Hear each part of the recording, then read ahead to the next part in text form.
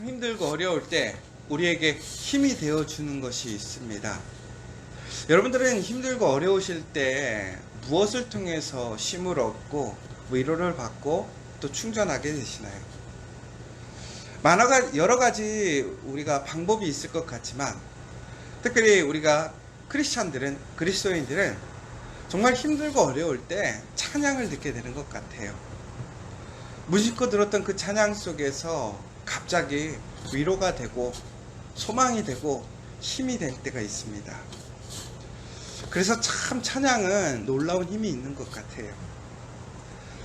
제가 예전에 전도사 시절에 참 어렵고 힘들고 막막하고 힘들 때마다 어깨가 쭉 처지고 또 마음이 심란할 때 그냥 터벅터벅 길을 걸을 때에 항상 부르던 찬양이 있었어요. 너무 답답하고 힘든데 이상하게 그 찬양만 부르면 다시 마음에 용기가 생기는 거예요. 아, 내가 이 길을 온전히 가야지. 그래, 하나님이 나와 함께 하시지.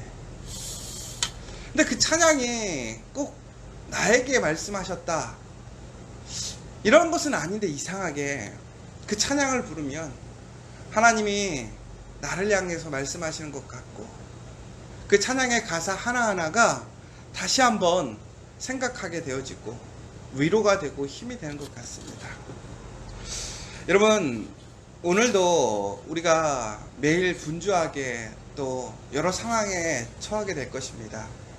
그런데 그때마다 우리가 원하고 우리가 생각하는 것처럼 항상 기쁘거나 또 즐거울 거나 혹은 우리가 원하는 일들이 온전히 이루어지지 않을 수도 있습니다. 또 많이 힘들고 지칠 수도 있습니다.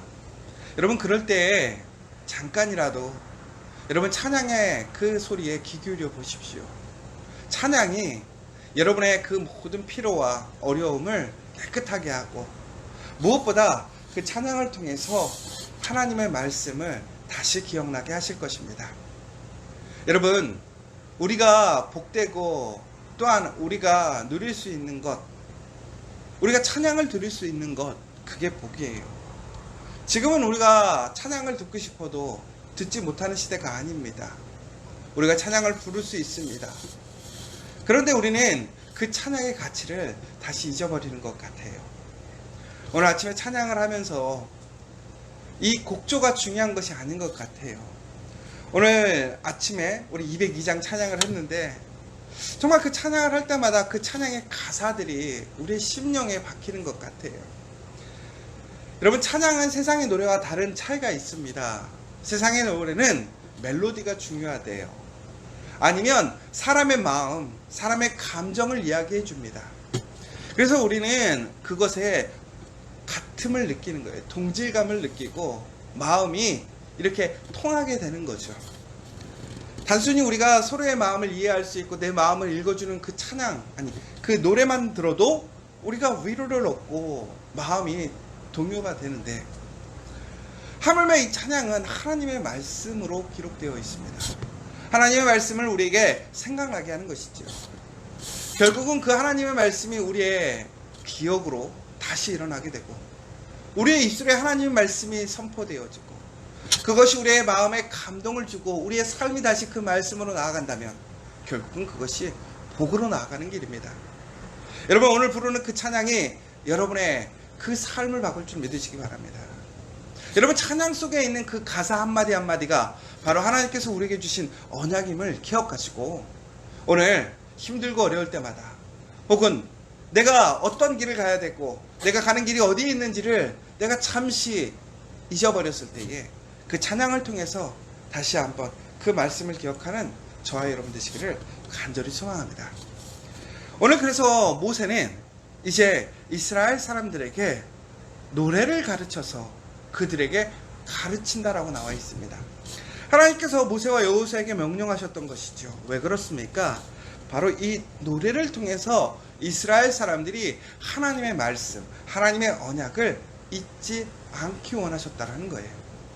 종교엔 그들이 이 찬양을 부름으로 인하여 그들이 하나님의 말씀을 벗어났을 때, 하나님의 징계와 심판이 왔을 때 그들은 그 찬양을 기억하게 될 것입니다. 그러므로 그 찬양을 통해서 그들의 징계와 심판이 누구에 왔는지를 그들은 기억하게 된다는 것이지요. 결국은 찬양이라는 것은 우리가 흔히 알고 있는 텍스트, 책보다 더 강력한 힘이 있고 기억에 남는 것 같습니다. 그러나 특별히 이 시대에는 말씀을 전할 수 있는 수단이 없었습니다. 특별히 말씀은 오직 하나님의 지성소 안에만 보관되어 있지요. 특별한 사람만이 그 말씀에 다가갈 수 있었고 말씀을 읽을 수 있었고 그 말씀을 백성들에게 특별한 날에만 선포해 주었습니다. 그런데 하나님께서는 바로 이렇게 특별한 사람들에게만 말씀을 주신 것이 아니에요. 중세에 보면 사제들만이 하나님의 말씀을 읽을 수 있었습니다. 특별히 그 성경은 라틴어로만 기록되어 있었지요. 그러자 이제 종교개혁가인 마틴 루터는 그것을 이제 모든 사람들이 읽을 수 있는 그 언어로 번역을 했습니다. 여러분, 그러므로 인해서 놀라운 종교개혁, 새로운 변화가 일어나게 되었어요. 그런데 여러분, 원론적으로 얘기하자면 하나님의 말씀이라는 것은 구별되어지고 존중되어져야 되고 거룩해져야 됩니다. 우리가 하나님 앞에 나아갈 때 깨끗하지 않으면 결코 그 말씀을 들을 수가 없는 것이지요. 그러나 그 말씀은 누군가에게 특별한 소수의 사람, 엘리트의 사람 혹은 특별한 일을 하는 사람에게만 주어진 것이 결코 아니라는 거예요. 하나님은 그 말씀이 바로 성전에 기록되어져서 그 말씀이 온전하게 보존되기를 원하셨던 거예요.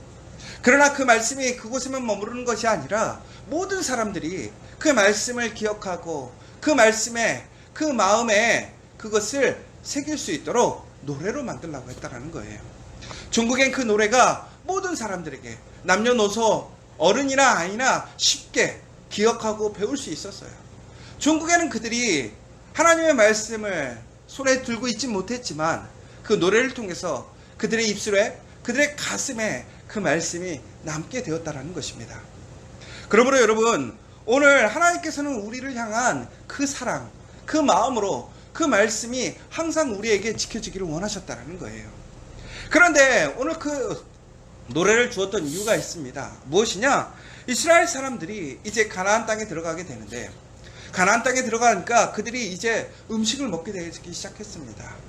하나님이 주시는 하나님의 음식이 아니라 그 땅에서 나타나는 정말 풍성하고 다양한 음식들을 먹게 되었습니다. 그러자 그들은 배가 부릅니다. 그들은 풍요롭게 되었습니다. 그들은 넉넉한 삶을 살게 되었습니다. 부족함이 없습니다. 만족하게 되었어요. 그러면 우리는 하나님께 감사할 것 같지요. 그런데 그렇지 않더라고요. 우리가 힘들 때는요, 우리는 하나님을 붙들어요. 그런데 우리가 조금만 여유가 생기고 먹을만 하고 배가 부르고 내가 생각했던 것들이 이루어지면 우리는 쉽게 하나님을 벗어나게 됩니다. 여러분, 그런데 이것이 바로 우리의 죄된 습성인 것 같아요. 그래서 전국에는 하나님께서 오늘 이렇게 얘기하시는 거예요. 이스라엘 사람들이 이제 가나안 땅에 들어갈 것인데 하나님을 잊어버릴 것이라는 거예요. 하나님을 떠날 거라는 거예요. 하나님께 돌아서겠다라는 것이죠. 그러므로 그들이 그때 그렇게 돌아섬으로 인하여 하나님께서 그들을 징계하고 심판하실 때에는 그것이 하나님의 어떤 감정적인 것이 아니라 언약 안에서 하나님께서 주시고자 했던 복과 저주 가운데서 그들에게 행하는 것임을 그들에게 알게 하시겠다라는 거예요. 결국은 더 나아가서 그들이 그렇게 하나님을 떠남으로 인하여 하나님이 주신 그 복을 잃어버렸을 때에 그들에게는 아무런 하나님의 은혜가 남지 않을 거예요. 그러나 그들이 기억하는 것이 있죠. 무엇입니까? 하나님의 찬양을 통한 하나님의 말씀이 그들의 입속에 아직 남아있을 수 있다면 그들에게는 복이 있다라는 거예요. 왜? 그 말씀을 통해서 그들은 다시 새롭게 하나님께 나아갈 수 있는 거예요. 비록 그들이 실패하고 넘어졌지만 실수했지만 그들이 말씀을 기억함으로 다시 그 말씀 안에서 하나님의 마음을 그 말씀을 다시 회복함으로 인하여 그들은 다시 하나님께 돌아갈 수 있다는 거예요. 여러분, 하나님은 이처럼 너무나 긍휼하시고 사랑이 많으신 분이에요. 우리가 이미 그 마음에 폐역하여 하나님을 돌아서려고 하는 그 마음이 있음을 알고 계세요. 그러자 하나님께서는 분명히 그것을 대가는 무엇이냐, 결과는 무엇이냐, 심판이라고 얘기하시는 거예요. 그런데 하나님은 단순히 그것으로 너희들이 지키지 못했으니까 너희들이 그렇게 심판받아야 돼 라고 멈추시는 하나님이 아니시라는 거예요. 하나님은 어떻게 하시는 거예요? 그런데 노래를 통해서 그 말씀이 그들의 입에, 그들의 가슴에 남게 하시는 거예요. 결국은 뭐예요? 결국은 그들이 하나님의 말씀을 지키지 못함으로, 하나님의 그 은혜에서 벗어남으로 징계를 받지만, 하나님은 그들이 그 가운데서 다시 그 말씀을 통해서 회복되어지기를 원하시는 거예요. 사랑하는 여러분, 하나님께서는 이처럼 우리를 사랑하십니다. 우리가 항상 그 말씀을 붙들고 말씀으로 살아가서 결국엔 말씀으로 다시 승리하는 삶이 되기를 원하십니다. 여러분, 우리에게 가장 주어져 있는 큰 복이 뭐냐? 바로 하나님의 말씀이에요. 그 말씀을 기억하는, 또한 그 말씀을 우리의 입술에서 이야기할 수 있는 찬양이 있다는 것은 우리가 하나님께 복을 받았다라는 것이고 은혜가 있다라는 거예요. 고로 여러분, 오늘 내 손 안에 있는 그 말씀을 귀히 여기시고 내 입술로 부를 수 있는 그 찬양을 존귀히 여기십시오. 그것으로 인하여 하나님을 찬양하고 하나님을 기억함으로 다시 한번 하나님의 은혜 안으로 하나님이 주시고자 하는 그 복으로 나아가는 저와 여러분 되시기를 간절히 소망합니다.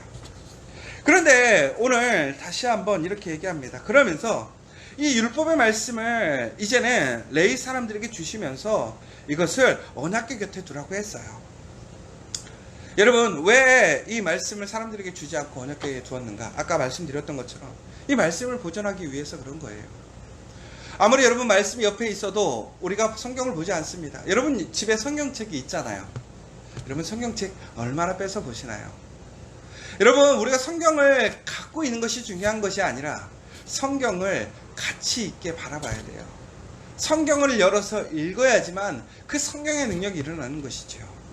여러분, 아무리 많은 성경이 있으면 뭐하십니까? 그 성경대로 살아가지 않으면, 말씀대로 살아가지 않으면 그 말씀의 능력이 일어나지 않아요. 이 시대에는 가장 많은 성경이 각각의 가정마다 각 나라에 보급되어 있대요. 그런데 지금 이 땅에, 지금 이 나라에, 우리의 가정에, 우리의 일터의 모습은 어떻습니까?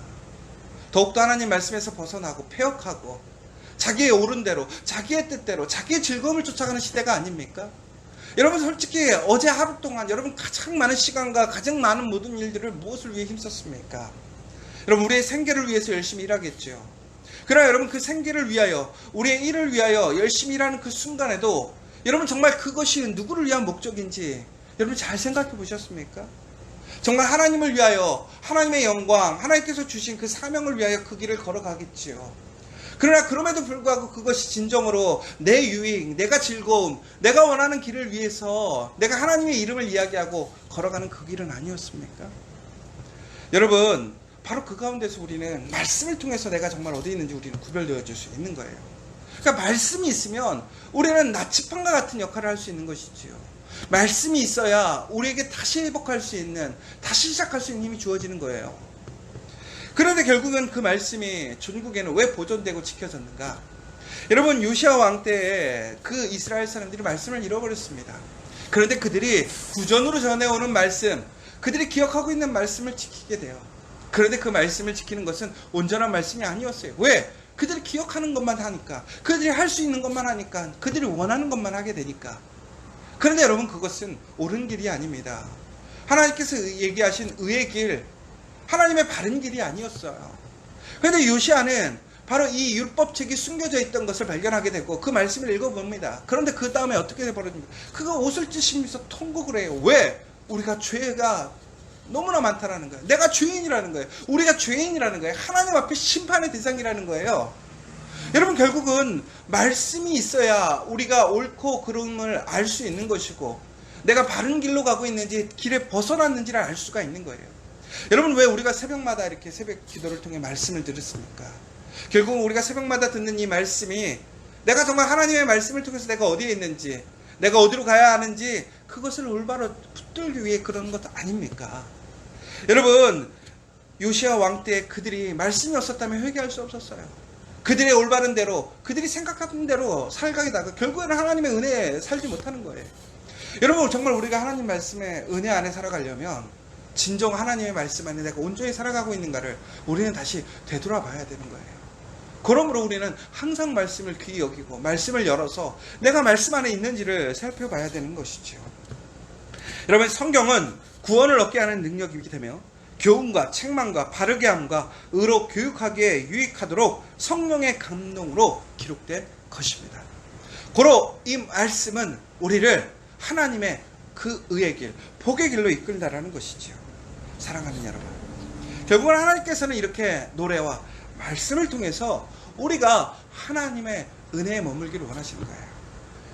중국에는 우리가 실수하고 넘어지고 혹은 우리가 하나님의 말씀에 벗어날지라도 그 말씀이 남아있다면, 그 노래가 남아있다면 중국엔 그 노래를 통해서 하나님을 기억하고 그 노래를 통해서 하나님을 기억했던 그 말씀을 기억하며 더 나아가서 그 말씀을 통해서 다시 한번 무엇이 올바른 것인가를 살펴보고 다시 시작할 수 있게 하시는 하나님의 은혜와 사랑이라는 것입니다. 여러분, 오늘 여호수아에게 하나님께서는 이제 마지막으로 이렇게 얘기하고 계십니다. 강하고 담대하라. 하나님이 그와 함께 하시겠다라는 거예요. 그리고 너는 이스라엘 자손을 인도하여 내가 그들에게 맹세한 땅으로 들어가게 하라라고 얘기하고 있습니다. 여러분, 오늘 여호수아가 받은 하나님의 말씀은 어찌 보면 이스라엘의 패역함, 정말 어두운 미래에 대한 이야기예요. 그럼에도 불구하고 마음을 강하고 담대하게 하라는 거예요. 하나님이 함께 하시겠다라는 거예요. 하나님이 함께 하신다는 이야기가 과연 무엇일까요? 바로 하나님의 말씀이 여호수아에게 함께하고 있다는 거예요. 여호수아가 하나님의 말씀만 붙들고 있다면, 그 말씀을 잊지 않는다면, 놓치지 않는다면 너는 승리하게 될 거라는 거예요. 그러므로 강하고 담대하라는 것입니다. 사랑하는 여러분, 사사기의 350년의 그 암울한 역사는 하나님의 말씀을 기억하는 세대가 다 죽었어요. 하나님의 말씀을 기억하지 못해요. 말씀을 잃어버리고 말씀을 바라보지 못합니다. 그러자 그들은 그 암울한 시대를 살아가게 돼요. 여러분, 여호수아는 그 미래에 대한 그 예언을 받았어요. 그런데 그는 말씀을 놓지 않았어요. 말씀을 끝까지 지켰어요. 그러므로 그는 그 여호수아의 그 여호수아서를 통해서 우리에게 무엇을 보여줍니까? 승리를 보여줍니다. 33번의 전쟁의 승리를 보여주게 됩니다.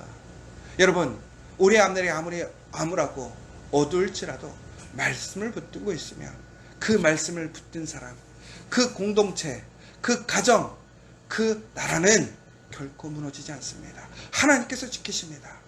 오늘 저와 여러분이 그 말씀을 지킴으로, 그 찬양을 내 입술에서 떨어지지 않고 그 찬양을 부름으로 그 은혜에 나아가시는 저 여러분 되시기를 간절히 소망합니다.